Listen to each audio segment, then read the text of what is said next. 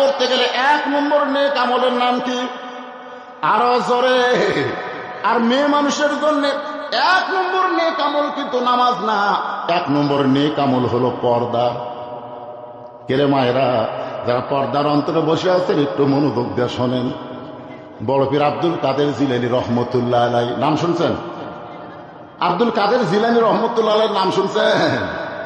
উনি জান্নাতুল বাকি জিয়ারত করতেছেন। এখানে যদি কোনো হাজী সাহেব থাকে তারা বলতে পারবে রাসূলের রওজার পাশে যেই গোরস্থান সবচাইতে বড় গোরস্থান, সে গোরস্থানের নাম হলো জান্নাতুল বাকি। দরেকার নাম কি? বড় পীর আব্দুল কাদের জিলানী জান্নাতুল বাকি জিয়ারত করতেছেন। এমন সময় মুরিদ বলে, হুজুর আপনি চোখ বন্ধ করলে দুনিয়ার খবর বলতে পারেন, আপনি একটু চোখ বন্ধ করে দেখেন তো এই জান্নাতুল বাকির কোন জায়গায় ফাতেমার কবর। আব্দুল কাদের জিলানী চমকে উঠছে যে আপনি চোখ বন্ধ করলে গোটা দুনিয়ার খবর বলতে পারেন। আব্দুল কাদের বলে, এই পাগল, চোখ বন্ধ করলে আমি শুধু দুনিয়ার খবর না, আল্লাহর আরশের খবর পর্যন্ত জানার তৌফিক দেয়। সুবহানাল্লাহ কন না কেন? নবীর হাদিস, ইত্তাকু ফিরাসাতাল মুমিনিনা ফাইন্নাহু ইয়ানজুরু বিনূরিল্লাহ। কিন্তু জান্নাতুল বাকির কোন জায়গায় মা ফাতেমার কবর, এইটা দুনিয়ার কেউ বলতে পারবে না। সমস্ত মুরিদ বলে, হুজুর জান্নাতুল বাকির মধ্যে ফাতেমা আছে, কিন্তু ফাতেমার কবরের খবর দুনিয়ার মানুষ কেন বলতে পারবে না? আব্দুল কাদের জিলানী বললেন, ফাতেমা হলো জহুরা। ফাতেমা কি? আমার মা বোনদের জন্য একটু ওয়াজ করতেছি বাজান। কি আপনারা বলেন তো, আপনার বউ যদি ভালো হয় আপনার মনে শান্তি হবে না অশান্তি হবে? এই যে ওয়াজেদ মিয়া, ওয়াজেদ মিয়ার নাম শুনছেন? হাসিনার স্বামীর নাম কি? হ্যাঁ জোরে কারণ, হাসিনার স্বামীর নাম কি? ওয়াজেদ মিয়া। এই ছেলেরা মুখস্থ রাখো। ওয়াজেদ মিয়া একবার জাফরুল ইসলাম, গণস্বাস্থ্য বিভাগের জাফরুল ইসলামের কাছে গেছে একটা চাকরির জন্য। তো জাফরুল ইসলাম মুসকে মুসকে হাসিয়ার কয়, তোমার বউ হলো বাংলাদেশের প্রধানমন্ত্রী আর তুমি আমার কাছে চাকরি খুঁজে বেড়াইছ। ওয়াজেদ মিয়া সেই কান্না। জাফরুল ইসলাম বুকের মধ্যে লিয়া বলে, কান্দো কেন ভাই? বলে, আমার ঘরে কোনো শান্তি। জাফরুল আশ্চর্য হয়ে বলল, যেই মেয়েটা নিজের ঘরে শান্তি রাখতে পারে না সে গোটা বাংলাদেশের মানুষকে কোনোদিন শান্তি দিবার পারে না। ধরে কথা ঠিক কিনা? আপনারা কি মনে করতেছেন? প্রত্যেকটা ঘরে ঘরে হাসিনা আছে না নাই? দরকার আছে না নাই? সবগুলো বউ প্রধানমন্ত্রী হয়ে গেছে। আমার মা বোনের একটু মনোযোগ দিয়ে শোনেন। আব্দুল কাদের জিলানী বললেন, ফাতেমা হলো জহুরা। সমস্ত মুরিদ বলে, হুজুর জহুরা মানে কি? এই জহুরা মানে কি? আব্দুল কাদের জিলানী বললেন, জহুরা মানে যদি শুনতে চান তাহলে শোনেন। আপনারা কি শুনবেন? কথাগান শুনবেন? আব্দুল কাদের জিলানী বললেন, এশার নামাজের পরে হযরত আলী ঘরের মধ্যে ঢুকছে। এশার নামাজের পরে প্রত্যেকটা পুরুষ মানুষ বাড়িতে যাইতে হবে। নামাজের পরে আর কোনো গাল গল্প করা যাবে? জোরে কন। আল্লাহ রাসূল বলেছেন, এশার নামাজের পরে তোমরা ঘুমায়া যাও, ঘুমায়া যাও। কারণ গভীর রাত্রে তোমাদের আর একটা নামাজ আছে, 5 ওয়াক্ত ছাড়াও আর একটা নামাজ আছে। আপনার সেই নামাজের নাম জানেন? 5 ওয়াক্তই পড়ি না হুজুর, আবার তাহাজ্জুদ করে। আল্লাহ কোরআনে বলেন, ওয়ামিনাল লাইলি ফাতাহাজ্জাদ বিহি নাফিলাতাল লাক। জোরে বলেন আল্লাহু আকবার। এশার নামাজের পরে হযরত আলী ঘরের মধ্যে ঢুকায়। আলহামদুলিল্লাহ আলহামদুলিল্লাহ। হযরত আলী তাকায় দেখে বিছনা সুন্দর করে সাজায় রাখছে। হাসান হোসেনকে সুন্দর পোশাক পরায় দিছে। ফাতেমা সুন্দরী সাইদা গুইজা বসে আছে। হযরত আলী বলতেছেন, আল্লাহ আজকে ঘরের মধ্যে ঢুকে যেন ঘর না, আমার ভাঙ্গা ঘর যেন আল্লাহ জান্নাত বানায়া দিছে। আপনি যখন বাহির থেকে ঘরের মধ্যে যান, ঘরের মধ্যে যায় দেখেন ঘর সুন্দর করে পরিপাটি করে সাজায় রাখছে, আপনার মনের কিন্তু অশান্তি দূর হয়ে যায়। ধরে কোন ঠিক কিনা? আপনি তাকায় দেখেন আপনার সন্তানগুলো সুন্দর কাপড় পরে বসে আছে, আপনার বউটাও সুন্দরী সাইদা গুইজা বসে আছে। হযরত আলী ফাতেমার চেহারার দিকে, হাসান হোসেনের দিকে তাকায় আল্লাহর শুকরিয়া আদায় করার সঙ্গে সঙ্গে ফাতেমা 2টা সন্তানকে কাছে ডাক দিলেন।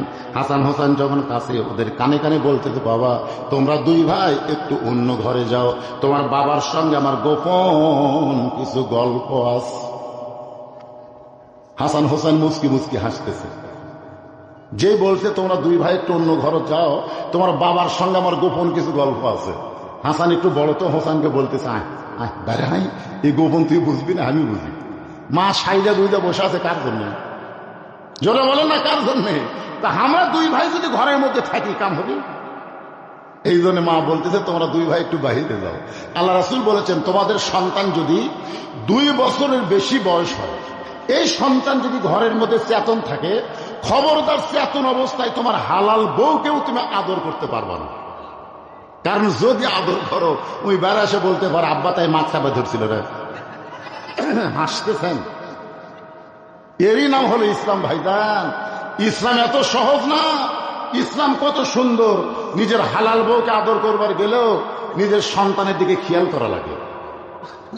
হাসান হোসেন দুই ভাই যখন হাসতে হাসতে অন্য করে যায়, সঙ্গে সঙ্গে ফাতেমা ঘরের দরজা বন্ধ করেছে। ফাতেমা যেই মাত্র দরজা বন্ধ করেছে, সঙ্গে সঙ্গে হযরত আলী মাথার টুপি খুলছে। আপনারা বলেন তো, বউ যদি সন্তান বার করে দিয়ে দরজা বন্ধ করে দেয়, তাহলে কি স্বামীর মাথার টুপি থাকবে? কথা কয় না। আমি যত বড়ই হুজুর হই, আমি তখন বউয়ের সাথে প্রেম করি, এই টুপি মাথার দেয়া, এই জুব্বা হাব্বা পরা। আপনাদের কাছে আমি হুজুর, বউয়ের কাছে গেলে হুজুর। আমি একবার বউকে 500 টাকা দিয়ে বলছিলাম আমি 10 মিনিট ওয়াজ শুনবা, বিনিময়ে 500 টাকা। আর বউ বলতে তাড়াতাড়ি টুপি খোলেন তো। বলে ধান্দা বাদ দেন, যা করছেন করছেন। যেই মাত্র দরজা বন্ধ করেছে, সঙ্গে সঙ্গে হযরত আলী মাথার টুপি খুলে ফাতেমাকে দুইখানা হাত বাড়ায় ডাকতেছে, ও বিবি, 6 মাস আগে নবী বিদায় হয়েছে। কয় মাস? নবী বিদায় নেওয়ার পর তোমার সাথে আমার কোনো ভাব প্রেম হয় নাই। আজকে হাসান হোসেনকে বের করে দিয়ে তুমি যখন দরজা বন্ধ করেছ, একটু বুকের মধ্যে আসো, আমরা দুইজন প্রেম নিবেদন করতে চাই। এই কথা বলার সঙ্গে সঙ্গে ফাতেমা দৌড়ে এসে স্বামীর বুকের মধ্যে মাথা ঢুকায়া ছোট বাচ্চার মতন কান্না শুরু করেছে। আলী বলে, ফাতেমা বুকের মধ্যে মাথা নিয়ে কান্দো কেন? ফাতেমা বলে, স্বামী গো, আর কোনোদিন ঘর সাজাবার পারবো না, আর কোনোদিন হাসান হোসেনকে সেজে দেবার পারবো না, আর কোনোদিন সাইদা গুইদা আপনার সামনে দাঁড়াবার পারবো না। কারণ আজকে গভীর রাত্রে ফাতেমার মৃত্যু হবে। যেই কইছে গভীর রাত্রে ফাতেমার মৃত্যু হবে, গাছের গোড়া কাটলে গাছটা যেমন ঠাস করে পড়ে যায়, হযরত আলী তেমনি পড়ে গেলেন ঘরের মাঝায়। মা ফাতেমা মুচকি মুচকি হেসে ওই স্বামীর মাথা কেনা উরাতের উপরে নিয়ে কপালে একটা চুমা দিয়ে বললেন, স্বামী গো, এমন করে আপনি কাঁদবেন না, কারণ আসলে যাইতে হবে। যুবকেরা মনে করতেছে, না আমার দাদা আছে, আজরাইল আসলে আমার দাদা ধরবে আগে। কি তাছাড়া তোমার দাদা মসজিদে যায় আর তুমি কম্বলের মধ্যে ঘুম পাড়ো। তুমি রাত 3টা পর্যন্ত আর্জেন্টিনার খেলা দেখছো, মেসি কিভাবে গোল করে, কিভাবে কাটালিয়ে যায়, তুমি সব বলতে পারো। আর সালাতো খায়রুন নাম শোনার সাথে সাথে তুমি আর দুনিয়াতে নাই। আজানের আগে তুমি ছিল 3.5 হাত, আজান শুরু হলে তুমি হলো 2.5 হাত। কম্বল তুলে দিছে মাথার উপর, পাও বার হয়, পাও টানে বুকের কাছে, বাহির থেকে দেখবেন মনে হয় চাউলের বস্তা ঢাকা থাকে। কম্বল টান দিয়ে দেখেন, কম্বলের নিচে চাউলের বস্তা না, ওর সাইজ আর সকালবেলা সাইড টিভি কুত্তার সাইজ, একই সাইজ। জোরে এই কথাই আমি এটা চালাতে বলছি, শোনেন। এই ল্যাপের তলে ওর সাইজ আর কুত্তার সাইজ, একই সাইজ। যেই বলছি 4-5টা কুত্তা দৌড়াচ্ছে বনপাড়ায়। আমি যেই ওয়াজ শুরু করি, আমি কইলাম খেল, কুত্তা আমাকে ওয়াজ করবার দেয় না।